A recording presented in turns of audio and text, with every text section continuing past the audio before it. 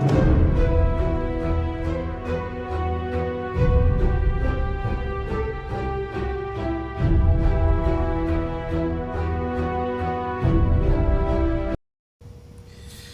buenas tardes, queridos hermanos y amigos. Gracias por encontrarnos una vez más para juntos estudiar el libro de Daniel y Apocalipsis.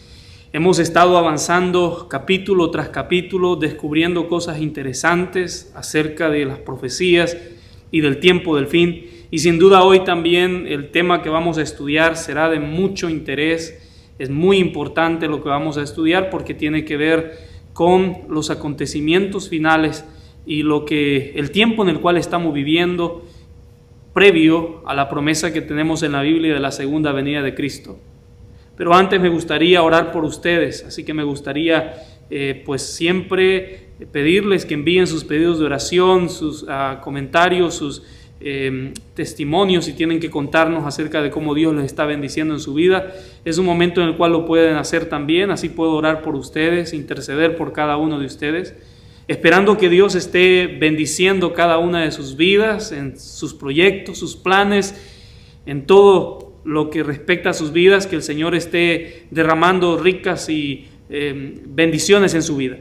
Así que por favor háganme saber y de paso también siempre pedirles compartan este video para que otros también puedan recibir el mensaje que es muy importante para el tiempo en el cual estamos viviendo. Permitan que otros también escuchen el mensaje de la palabra de Dios, especialmente de estos dos libros fascinantes como son el libro de Daniel y Apocalipsis, que tienen un mensaje especial para la época en la cual estamos viviendo. Así que tómense un tiempo allí donde usted está, si está en YouTube o está en Facebook, tómense un tiempo y comparta el video para que otros también lo puedan ver y así puedan recibir el mensaje de la palabra de Dios. Así que si me permiten, vamos a tener una oración. Querido Dios y amante Padre, gracias Señor por la oportunidad que nos das de estar aquí este momento juntos para analizar tu palabra. Ruego Señor la presencia del Espíritu Santo para que sea Él el que nos guíe a entender el mensaje con claridad. Perdona nuestros pecados si de alguna manera te hemos ofendido, Señor, si hemos hecho algo que no es agradable a ti, a tus ojos. Perdónanos, Señor, y ayúdanos, por favor, a cada día ir venciendo nuestras debilidades, ir venciendo las tentaciones y cada día acercarnos más y más a ti. Señor, pido una bendición especial para cada uno de los que están en este momento escuchando este mensaje, viendo este video, para que tú bendigas sus vidas, bendigas sus hogares, su familia, donde quiera que estén, Señor, cualquier sea la situación en la que estén viviendo. Por favor, Señor, en tus manos encomiendo sus vidas para que tú suplas sus necesidades y atiendas, Señor, al pedido que hay en el corazón de cada uno. Gracias, Señor, por escucharnos. En el nombre de Jesús oramos. Amén y amén.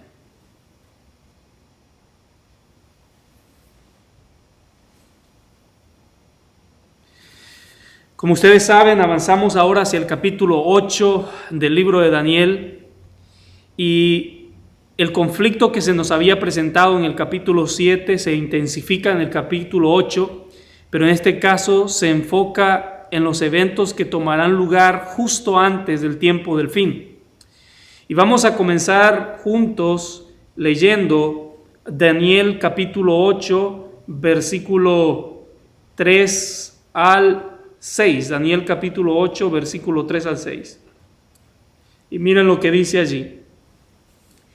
Me fijé y vi ante mí un carnero con sus dos cuernos. Estaba junto al río y tenía cuernos largos. Uno de ellos era más largo y le había salido después. Sigue diciendo. Me quedé observando cómo el carnero atacaba hacia el oeste, hacia el norte y hacia el sur. Ningún animal podía hacerle frente, ni había tampoco quien pudiera librarse de su poder. El carnero hacía lo que quería y cada vez cobraba más fuerza. Siguiente versículo.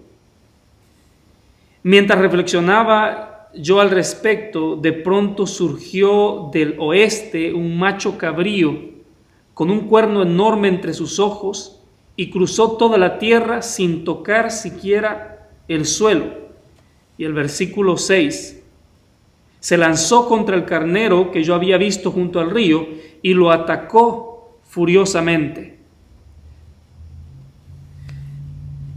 Entonces, si prestamos atención a la introducción que Daniel nos hace allí respecto a esto, es otra visión acerca de animales que son usados como símbolo.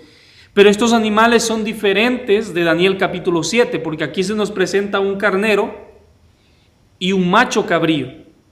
Y esto es muy importante, es muy significativo, porque el carnero y el macho cabrío eran animales que eran usados en las ceremonias del santuario. Nosotros ya hemos estado hablando en otros temas acerca del santuario. En este sentido, Dios quiere dirigir nuestra atención al santuario y a su servicio. Como sabemos, en el Antiguo Testamento, cuando un pecador venía al santuario y ofrecía un cordero que era perfecto como sacrificio, él o ella estaban actuando o representando el plan de salvación en el cual se enseñaba que el Cordero de Dios, o sea Jesús, iba a venir a morir por el pecado de ellos, y no solamente por el pecado de ellos, sino por el pecado de todas las personas que han vivido sobre la tierra. Después de eso, el sacerdote iba a esparcir la sangre del cordero, parte de esa sangre del cordero, en el velo que estaba dentro de los dos compartimentos del santuario, que se dividían a través de un velo, que era el lugar santo y el lugar santísimo. Ese lugar santísimo que le llamamos contenía el arca del pacto, que era un cofre pequeño cubierto con una cubierta estaba todo bañado en oro, y estaba encima, tenía una cubierta que tenía 2 ángeles sobre ella. Esto representaba el trono de Dios en el cielo. Es por eso que este cuarto, este compartimento, era llamado el lugar santísimo. Día tras día tras día, durante todo el año, el sacerdote iba siempre a esparcir parte de la sangre de los sacrificios que eran ofrecidos en ese velo que separaba esos 2 lugares del santuario, como un símbolo de que el pecado de las personas era transferido desde ellos hacia la sangre del cordero, y esta sangre que era esparcida en el velo adentro del santuario. Por lo tanto, los pecados de las personas eran simbólicamente acumulados en el santuario. Pero una vez al año, en el día de la expiación o el día de la limpieza, el santuario era limpiado de todos los pecados que se habían acumulado, que habían sido atraídos a través de esa sangre durante todo el año. Ese día había una ceremonia especial en la que un carnero y un macho cabrío eran especialmente sacrificados o usados en el servicio de la purificación del santuario o de la expiación del santuario, para limpiar el santuario de los pecados. Ese día de purificación o expiación del santuario simbolizaba el día del juicio, cuando Dios va a limpiar el universo entero de los pecados una vez y para siempre. Entonces Dios quiere dirigir nuestra atención al santuario celestial. Ahora, volviendo a estos animales que se presentan en Daniel capítulo 8, a Daniel se le dijo más tarde que el carnero representaba Medo-Persia y que el macho cabrío representaba a Grecia. Nosotros sabemos que estos son los mismos imperios que aprendimos en Daniel 7, que eran simbolizados por un oso y un leopardo. En este caso, Dios cambia los símbolos de fieras salvajes y entonces presenta un carnero y un macho cabrío. Él lo hizo de esta manera, como ya lo hemos mencionado, porque quiere que nosotros, tan pronto como comencemos a estudiar el capítulo 8 de Daniel, volviésemos nuestra atención en la profecía al santuario celestial y su servicio de limpieza en el tiempo del fin. Ahora, Daniel continúa describiendo lo que vio en la visión, y él dice que vio que este macho cabrío corre a encontrarse con el carnero con mucho estruendo, con mucho poder. Y nota lo que sigue diciendo Daniel capítulo 8, versículos 7 al 8. Vamos a ir a Daniel capítulo 8, versículos 7 al 8. Y mira lo que dice allí. Yo vi cómo lo golpeó y le rompió los 2 cuernos. El carnero no pudo hacerle frente, pues el macho cabrío lo derribó y lo pisoteó. nadie pudo librar el carnero del poder del macho cabrío. Versículo 8. El macho cabrío cobró gran fuerza, pero en el momento de su mayor grandeza se le rompió el cuerno más largo y en su lugar brotaron 4 grandes cuernos que se alzaron contra los 4 vientos del cielo. Entonces, nota lo que sucede allí. En detalles precisos, la profecía describe lo que pasó históricamente perteneciente al imperio medo-persa y al imperio griego.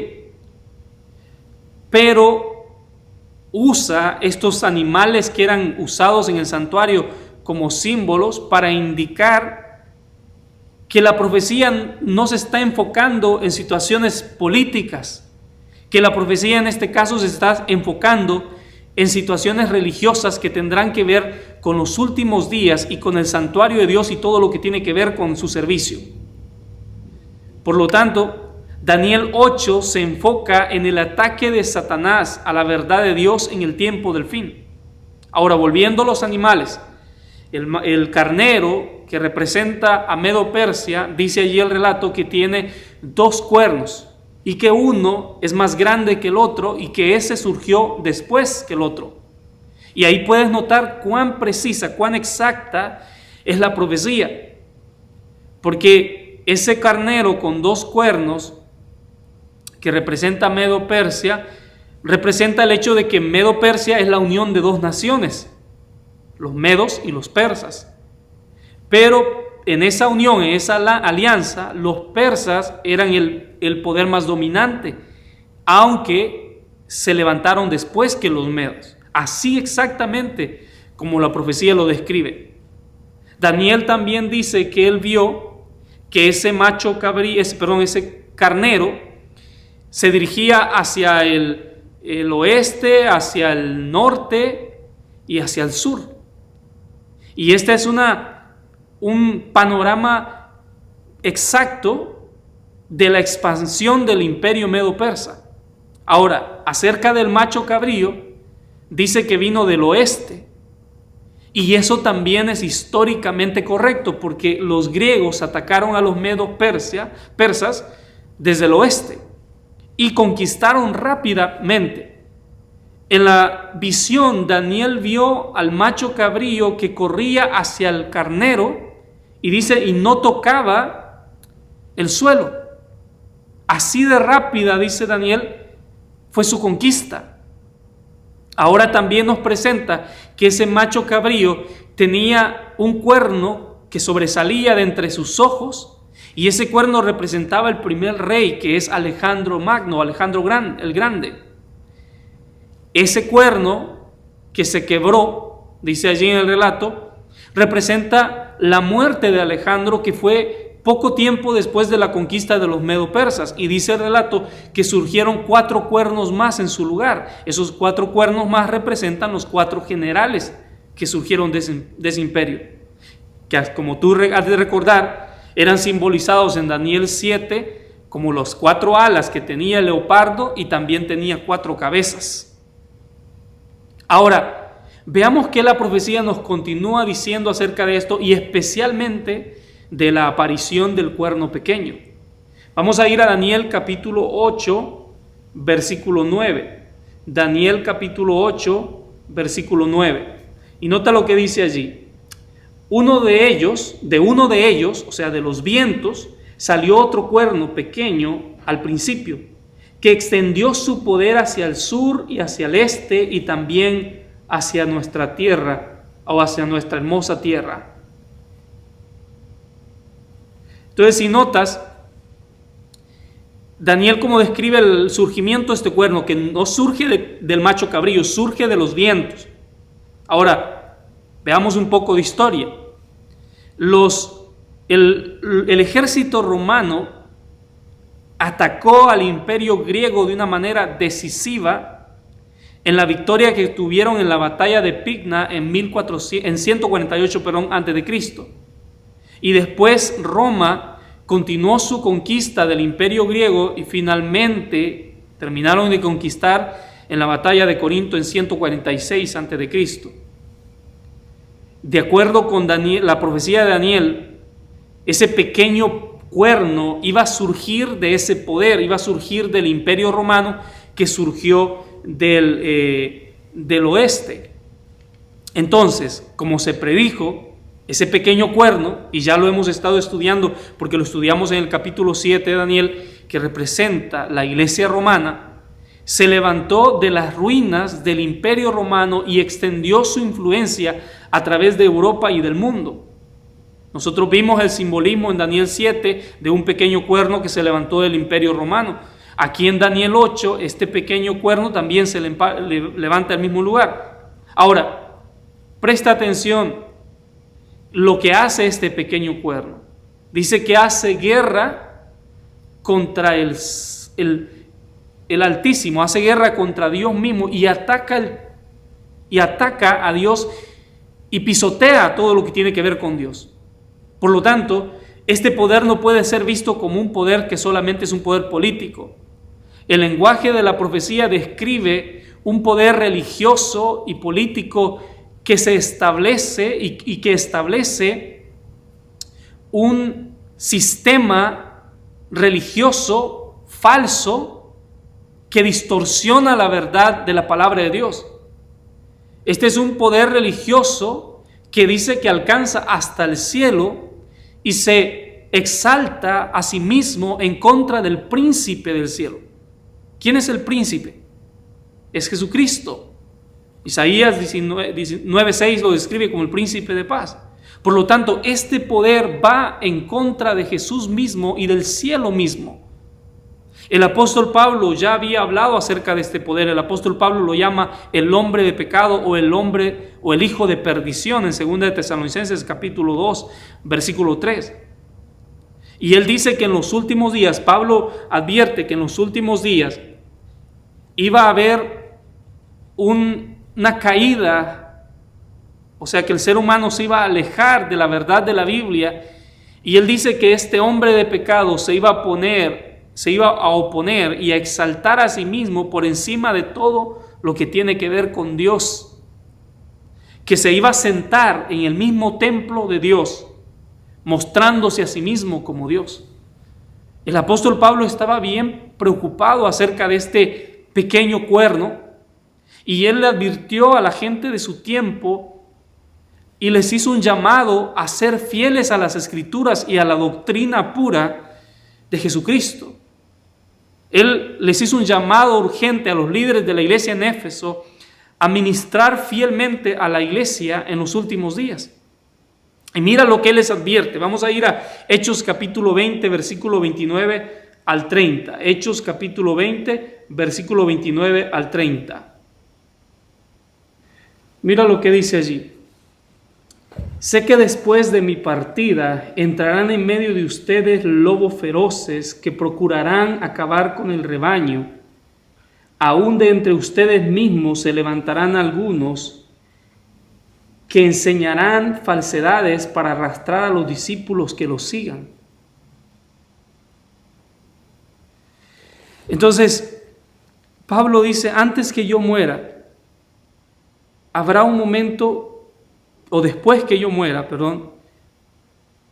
ellos vendrán y atacarán a la iglesia desde adentro. Y dice, y no perdonarán al rebaño.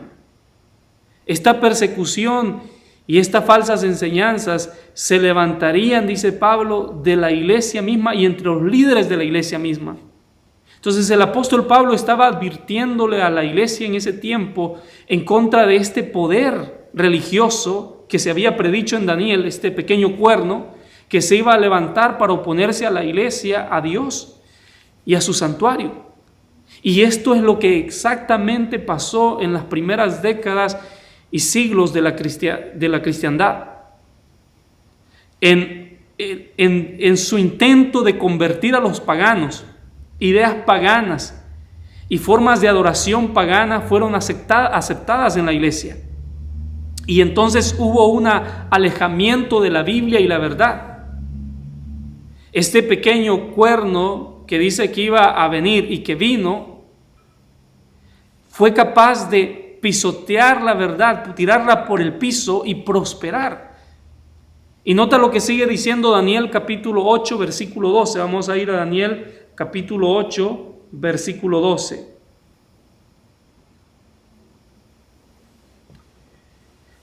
Por la rebeldía de nuestro pueblo, su ejército echó por tierra la verdad y quitó el sacrificio diario. En fin, ese cuerno hizo y deshizo. Entonces, este poder se iba a oponer a la verdad y al santuario. Ahora, ante eso, Daniel está preocupado y él escucha que alguien hace una pregunta al respecto de esto. Y vamos a ir a Daniel capítulo 8, versículo 13 al 14. Daniel capítulo 8, versículo 13 al 14. Y nota la pregunta que hace, lo que escucha Daniel allí. Escuché entonces que uno de los santos hablaba y que otro le preguntaba: ¿cuánto más va a durar esta visión del sacrificio diario, de la rebeldía desoladora, de la entrega del santuario y de la humillación del ejército? Y aquel santo me dijo: va a tardar 2300 días con sus noches. Después de eso se purificará el santuario.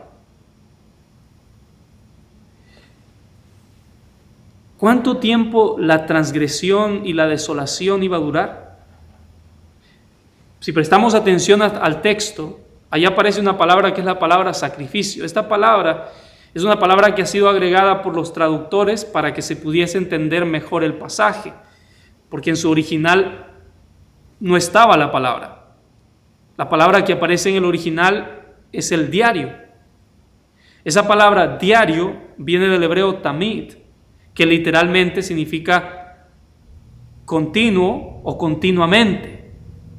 Tamid es regularmente usada para describir la variedad de servicios en el santuario. Por ejemplo, los sacrificios eran ofrecidos continuamente, el sacerdote ministraba continuamente, el incienso en el lugar santo ascendía al cielo continuamente. El pan de la presencia que estaba sobre la mesa de oro que estaba en el lugar santo estaba allí continuamente. Las lámparas en el santuario estaban encendidas continuamente. Entonces, lo que el pasaje nos está describiendo es que iba a haber un poder que iba a establecer un santuario falso, un servicio de santuario falso, con sacerdotes terrenales que visten ropas de sacerdotes, ministrando continuamente con candelas, inciensos y obleas en un templo terrenal. El profeta hace un llamado aquí a enfocarnos en el sacrificio de Cristo. Cristo y su ministerio sacerdotal en el santuario celestial, no en la tierra. Entonces, la pregunta es: ¿cuándo esta verdad acerca del santuario sería restaurada?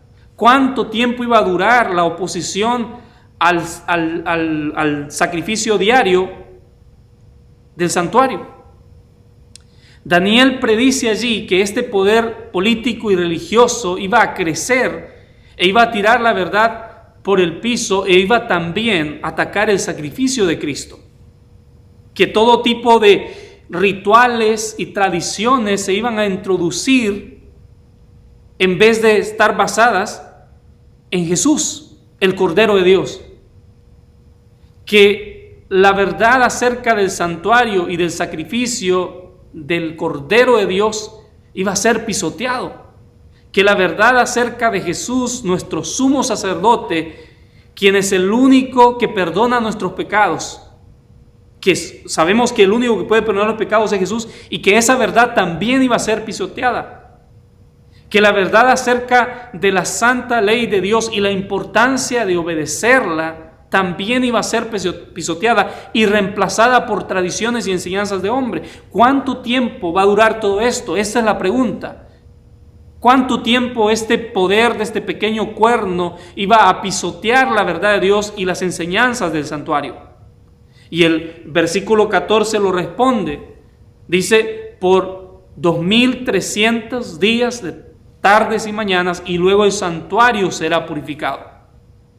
Por lo tanto, al final de este periodo de tiempo, la verdad de Dios acerca de Jesús, el Cordero que murió por nuestros pecados, iba a ser proclamada a todo el mundo.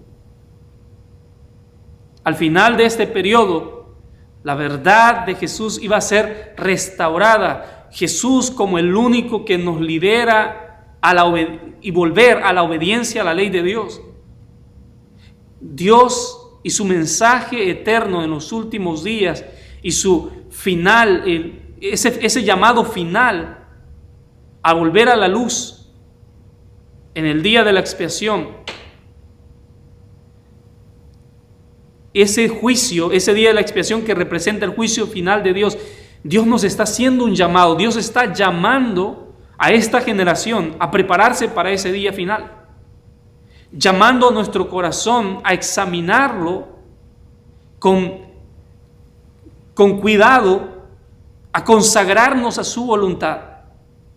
Por lo tanto, el mensaje de la limpieza del santuario es un llamado de Jesús a limpiar nuestros corazones, y esa limpieza solamente puede ocurrir a través de su gracia divina. Así como Israel se reunía alrededor del santuario terrenal en el día de la expiación, en el día de la limpieza, nosotros hoy en día estamos reunidos alrededor del santuario celestial por fe. Y se nos permite, a través de la gracia, obtener el perdón de los pecados y a través del poder de Cristo nuestras vidas ser transformadas. Ahora, ¿qué respecto a estos 2300 días? ¿Qué pasa con este tiempo? ¿Qué pasará al final de este tiempo que respecta al tema de la limpieza del santuario? La pregunta es, ¿son estos días literales, 2300 días? Nosotros sabemos que si calculamos esto, tomando en cuenta que un día tiene 365 días, que el año tiene 365 días, si tomásemos esto literalmente, nos llevaría a un número de más o menos 6 años. Pero si nosotros vamos a la profecía y vemos en el versículo 17 del capítulo 8, cuando el ángel Gabriel le está explicando a Daniel la visión, vamos a encontrar que él le dice, entiende que la visión tiene que ver con el tiempo del fin. Por lo tanto, la visión de la limpieza del santuario se aplica al tiempo del fin. Y eso es lo que confirma Daniel capítulo 8, versículo 19. Vamos a ir a Daniel capítulo 8, versículo 19. Y mira lo que confirma ahí. Mientras me decía, voy a darte a conocer lo que sucederá cuando llegue a su fin el tiempo de la ira de Dios, porque el fin llegará en el momento señalado. Entonces, si notamos ahí, el ángel está diciendo que al final de estos 2300 días, que de días o años, como ya sabemos, el tiempo del fin comenzará. Por lo tanto, 2300 días no son años literales, no son días literales. Porque como dijimos, solamente serían 6 años, y eso nos llevaría 6 años después de Daniel, y el tiempo del fin no fue 6 años después de Daniel. Por lo tanto, ¿cómo nosotros respondemos a esto? ¿Cómo entendemos que esos 2300 días son 2300 años? Y la respuesta está en el hecho de que los días proféticos en la Biblia equivalen a un año. Por ejemplo, Dios le dijo al profeta Ezequiel, he puesto un día por año, en Ezequiel 4:6. En la versión del rey Jacobo de la Biblia dice, yo he señalado un día por año. También otro de los ejemplos que encontramos allí es el ejemplo de Dios con Moisés. Dios le dijo a Moisés que los hijos de Israel, el pueblo de Israel, iba a vagar en el desierto por 40 años después de que ellos se negaron a entrar a la tierra prometida que Dios les había pedido. Si ustedes recuerdan, Caleb y Josué habían pasado 40 días explorando la tierra, y ahora los israelitas iban a pasar 40 años en el desierto antes de que se les permitiese nuevamente entrar a la tierra prometida. Mira lo que dice Números capítulo 14, versículo 34. Vamos a ir a Números 14:34.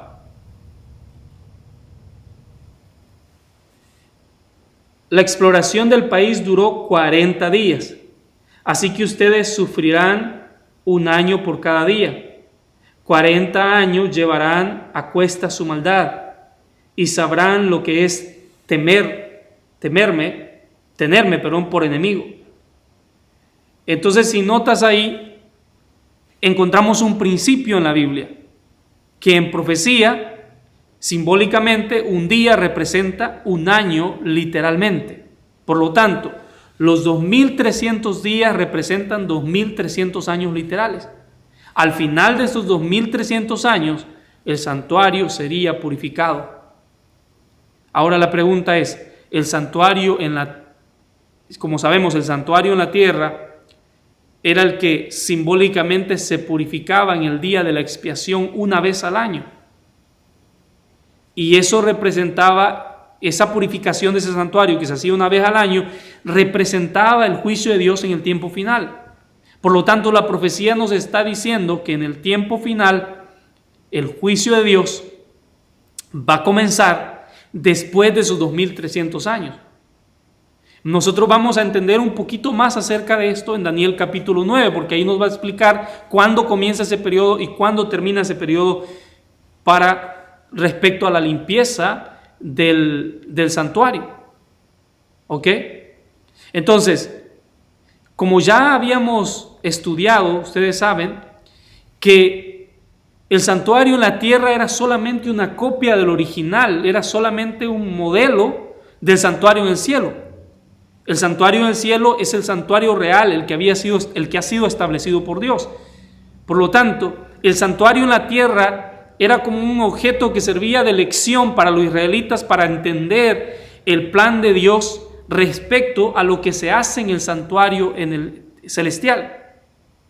Después de que Jesús murió como el Cordero de Dios, nosotros sabemos, Él ascendió al cielo, donde Él vive eternamente y es nuestro sumo sacerdote en el santuario celestial. Por lo tanto, Jesús es el Cordero que murió por nosotros y al mismo tiempo es el sacerdote, sumo sacerdote, que vive para interceder por nosotros. Mira cómo la Biblia nos explica esto. Vamos a Hebreos capítulo 4, versículo 14 al 16. Hebreos capítulo 4, versículo 14 al 16. Por lo tanto, ya que en Jesús, el Hijo de Dios, tenemos un gran sumo sacerdote que ha atravesado los cielos, aferrémonos a la fe que profesamos. Sigue diciendo, porque no tenemos un sumo sacerdote incapaz de compadecerse de nuestras debilidades, sino uno que ha sido tentado en todo de la misma manera que nosotros, aunque sin pecado. Y el siguiente versículo, así que acerquémonos confiadamente al trono de la gracia para recibir misericordia y hallar la gracia que nos ayuda en el momento que más la necesitemos. Entonces, ¿cuál es el santuario que va a ser limpiado después de los 2300 años? ¿El de la tierra o el del cielo? Es el del cielo, porque en la tierra ya no existe ese santuario. Por lo tanto, si volvemos a ese ejemplo que tenemos del santuario en la tierra, cada año, en el día de la expiación, el santuario era purificado y ese día representaba el día del juicio. En el santuario en la tierra se traían los sacrificios al patio del templo todos los días. Cada día los pecadores venían a ese patio, confesaban sus pecados y después sacrificaban al animalito. Y cada día el sacerdote tomaba parte de la sangre de ese sacrificio y entraba al santuario, a lo que es el lugar santo, y rociaba la sangre de ese sacrificio sobre el velo que separaba el primer cuarto, el primer compartimento del lugar santo, del lugar santísimo. Esos pecados de la gente eran simbólicamente acumulados en el santuario. Por lo tanto, 1 vez al año, en el día de la expiación, en el día de la limpieza, el santuario era simbólicamente limpiado de todos esos pecados que habían sido acumulados. En ese día, al final del año judío, todos los israelitas se reunían en la presencia de Dios para examinar sus corazones y para pedirle a Él que limpiase sus vidas, y hacían un voto de lealtad y obediencia. En ese día, y solo en ese día, el sumo sacerdote entraba al otro compartimento, al lugar santísimo, para purificar el santuario. Cuando él hacía eso, todo el pueblo de Israel se reunía afuera del santuario. Se arrodillaban para orar. En ese día, dos machos cabríos eran escogidos. La suerte era tirada sobre esos dos animales, que eran animales sin ninguna mancha, eran perfectos, y uno de ellos era elegido para ser sacrificado, y su sangre era llevada por el sumo sacerdote adentro del santuario. En ese sacrificio ningún pecado se confesaba sobre el macho cabrío. Su sangre era pura, porque la idea era limpiar el santuario con una sangre pura. Por lo tanto, el sumo sacerdote entraba al santuario y esparcía esa sangre en el lugar santo. Y de allí él pasaba y atravesaba el velo y entraba al lugar santísimo. Y allí él esparcía la sangre sobre el cofre, sobre la arca del pacto, entre medio de los dos ángeles que estaban en esa arca del pacto. Allí, la ley de Dios, los 10 mandamientos, estaban dentro del arca. En este acto simbólico, el sumo sacerdote limpiaba el santuario de todos los pecados que habían sido confesados y toda la sangre que se había esparcido durante todo el año en el santuario. Después, el sacerdote salía del santuario, volvía otra vez al patio donde estaba todo el pueblo, donde se hacían los sacrificios, y allí lo que él hacía era que confesaba los pecados de todo el pueblo de Israel sobre el macho cabrío que habían dejado con vida. En ese día de la expiación, los pecados dejaban el santuario y eran puestos en la cabeza del macho cabrío con vida, y entonces ahora el macho cabrío era enviado al desierto y separado del pueblo de Dios para siempre. En ese momento, el santuario y todo el campamento de Israel eran declarados limpios. Durante este servicio, cada uno de los israelitas confesaba sus pecados y preguntaba a Dios para limpiar sus corazones. Los israelitas que no participaban en este servicio solemne de confesión y de arrepentimiento, dice el relato que eran cortados del pueblo, o sea, separados del campamento. Por lo tanto, vuelvo a repetir, ese día representa el juicio final de Dios en el tiempo del fin. Cuando Dios hará su último llamado a los hombres y las mujeres a abrir su corazón a Él y a tomar una decisión de ser leales y obedientes. En ese juicio final o limpieza del santuario, los destinos de toda la raza humana se decidirán para siempre. La decisión que nosotros hayamos hecho revelará nuestra respuesta al sacrificio de Cristo en nuestro lugar. En este juicio final, Jesús será revelado como lo que Él es, lleno de amor y de justicia. Su nombre será exaltado en todo el universo.